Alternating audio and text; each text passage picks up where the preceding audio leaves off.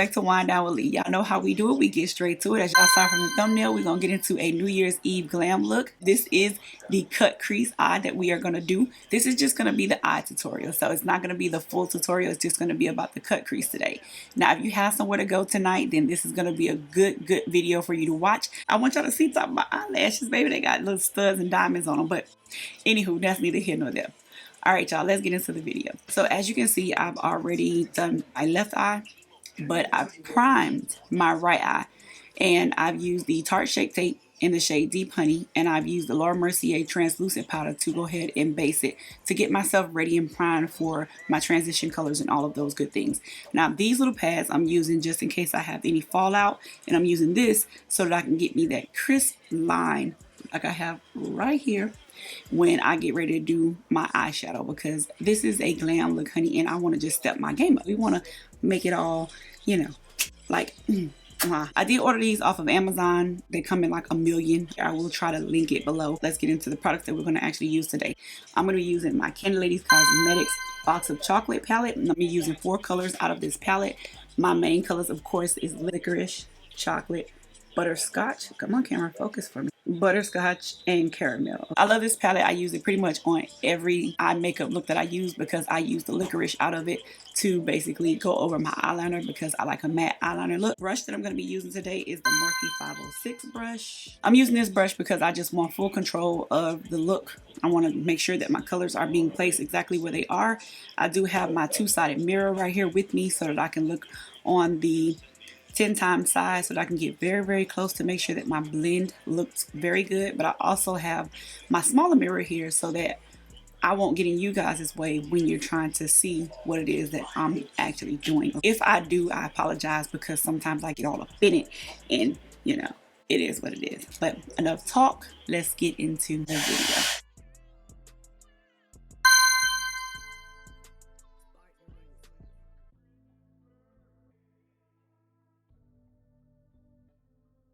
And you about to lose your game, cop. You about to lose your game.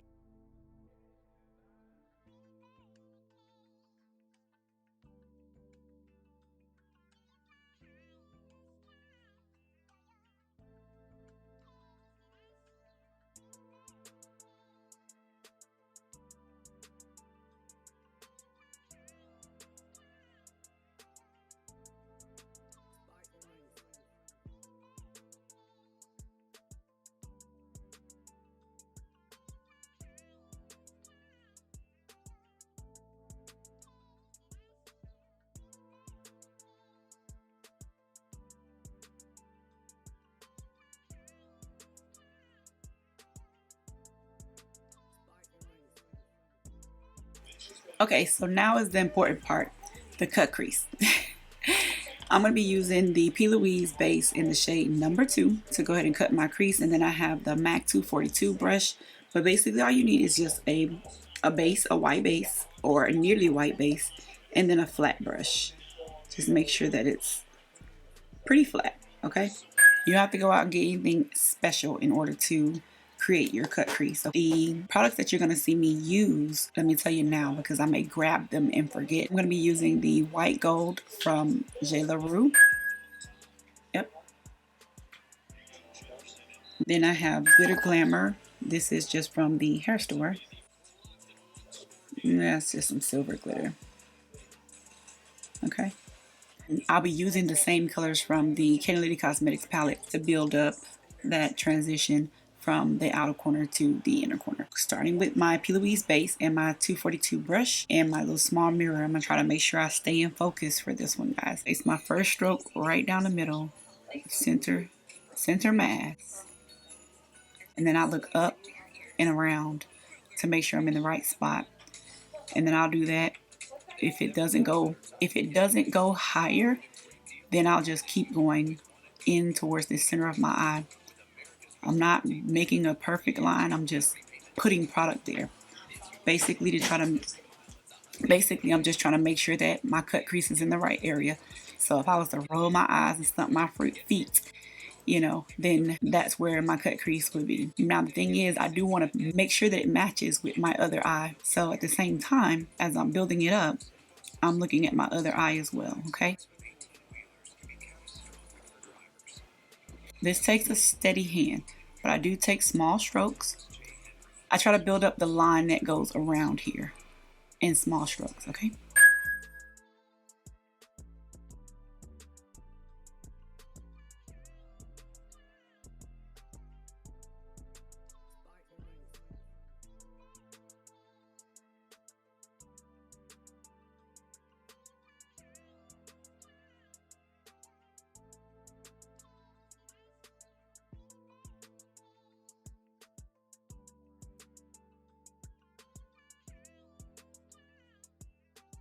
And typically I'll start lower than where I believe that it matches the other side so that I can work my way up, so I can work, yeah, so basically I can work my way up in case, I don't want to go too high, basically.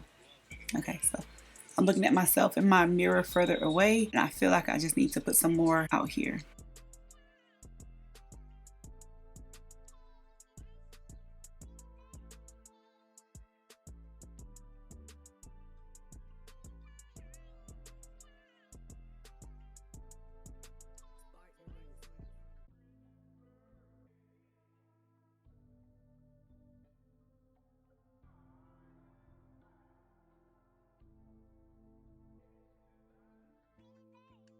I always feel like I have one eye that is different shaped than the other eye. So if it's not perfect, to me, that's okay, as long as it looks fairly close.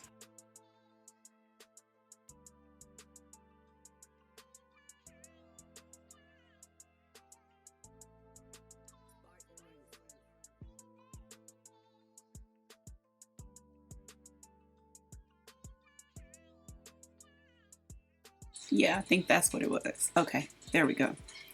I needed the inner eye curve. So I'm happy with what that looks like.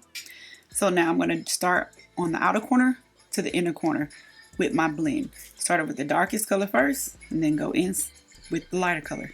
And I'm tapping it on because this is still wet. So I'm just going to tap it on. Once I get it built up enough and I feel like it's not gripping to my brush, then I'll start to blend. And I don't really care about the line or the cut crease out here being sharp.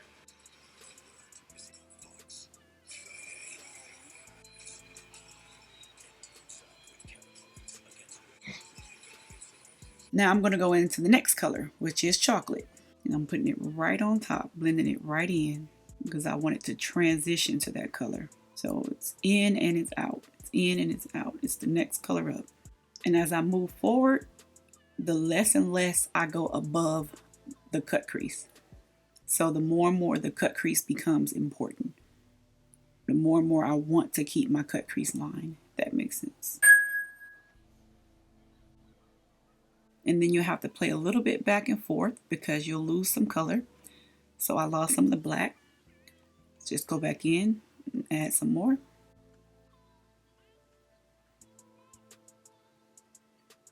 And blend it in. See the fallout that is on that white pad that I'm using down there? That's what that's there for, because we've already done skincare, so we don't want that to fall out onto our skincare. Now I better be careful because I'm making that a little bit too black. Talking to y'all, doing too much. And then I'm giving the front a little bit more of a chance to get more tacky. That when I go ahead and put my glitters on, it'll stick. Now I'm going in with butterscotch. And you'll notice I'm trying to keep it more and more in the line.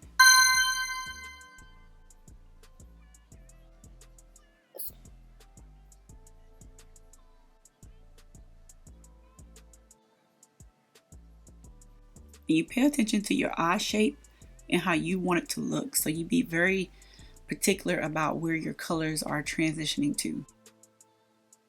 Now I'm going in with the caramel. Right on top of the butterscotch.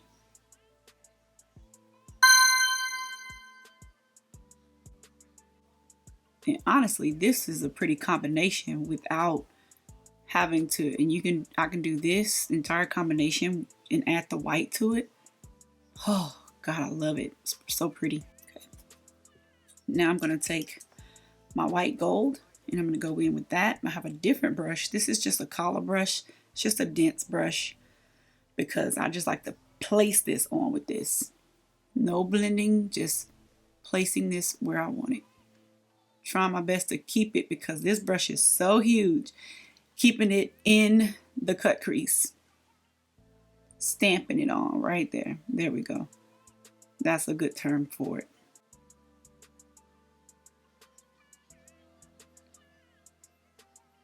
Okay, once I stamp that on, then I'm going to go in with my glitter, stay focused, with my glitter glue. Place this right in the corner. And I'm lazy, so I'm just going to put it there.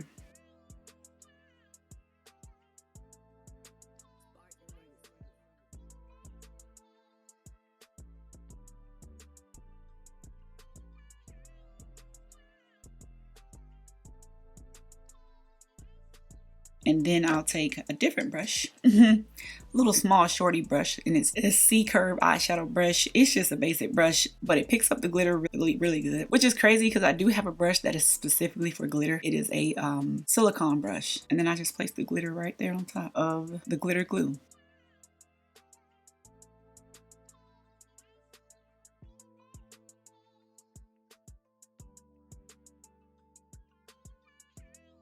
That is that on that. Then I have a second 506 brush that I use, right? Because what I do is I take the caramel and I blend it in just a tad bit with that gold. And I tap it over it because I want them to actually blend in too. Like I did the rest of the colors, I want them to transition as well. But I didn't want the color to get mixed in with my clean 506 brush that was just doing the matte colors. I'm kind of patting this because when you do glitters, they don't do well with that brushing back and forth type deal. They just don't work well like that. You take it off when you do that. And I'm just patting it in with the actual silver color glitter. The gold, I'm mixing the gold with the silver, and I'm mixing the gold with the caramel so that I have a good blend of them both across the entire eye, so the transition works on both ends. And I didn't have much to clean up right here in the corner. I meant right here on my cut crease line, because if I did, what I would do is I have a very flat brush. This is my Morphe 432 brush. And it's kind of flat. This is typically what I use to put my eyeliner on with when I use the licorice. But what I would do is I would take this. If I had anything to clean up, I would just take this and basically do something like this. Just to try to bring that line back.